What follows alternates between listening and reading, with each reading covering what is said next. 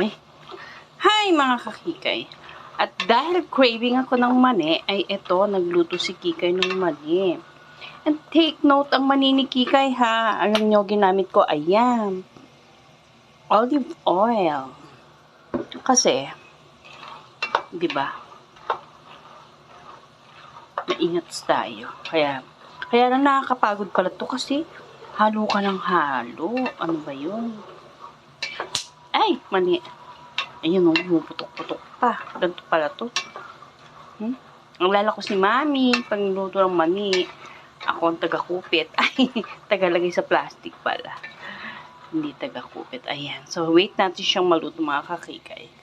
So, ayan mga kakikay, malapit na siyang maluto.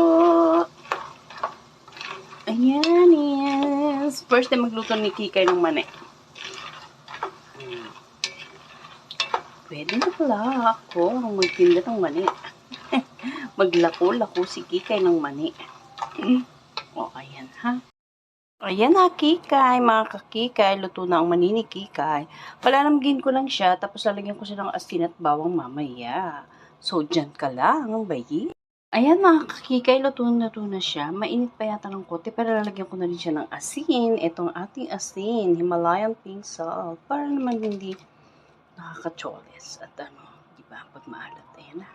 Ayan na, naluto na ang mani ni Kikay. Kaya lang mainit pa siya, so palamigin na rin natin siya. Nilagyan ko na rin siya ng asin.